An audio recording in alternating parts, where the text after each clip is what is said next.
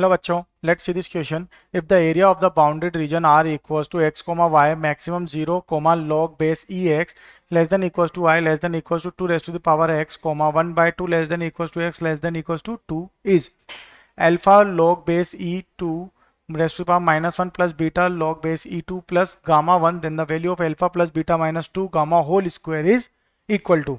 So first of all अगर यहाँ देखें तो हमें टर्म क्या गिवन है, that r equals to x comma y max maximum value of 0 comma log base ex less than equals to y less than equals to 2 raised to power x and 1/2 less than equals to x less than equals to 2.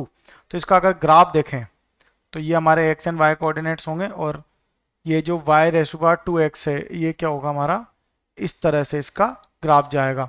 और second graph जो है हमारा वो कुछ इस तरह का बनेगा.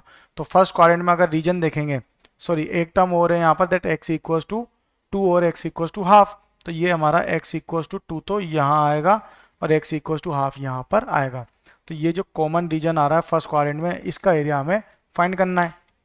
तो ये एरिया क्या होगा, integration 1/2 to 2 raise to the power x dx minus integration 1 to 2 ln x dx. तो 2 रेज टू पावर x का इंटीग्रेशन क्या हो जाएगा, 2 raise to the power x upon ln 2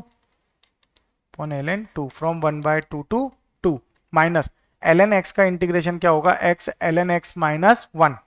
ये हो जाएगा x ln x minus 1 from 1 to 2.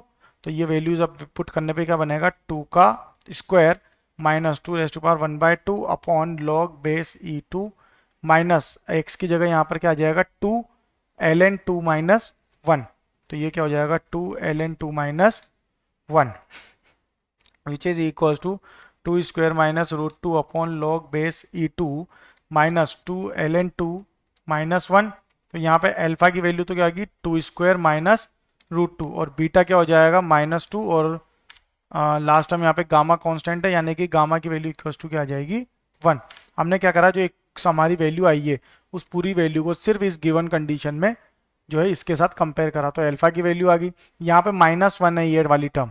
तो यहाँ अगर देखें तो हमारा बेस में आ रहा है, तो जब ये न्यूमरेटर में जाएगा तो इसकी पावर क्या हो जाएगी, log base e2 raise to power -1.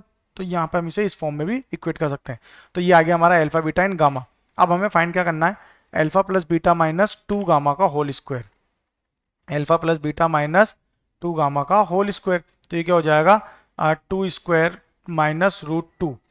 Okay, 2 square minus root 2 minus 2 minus 1 है ये, तो -2 हो जाएगा और इस पूरे का स्क्वायर.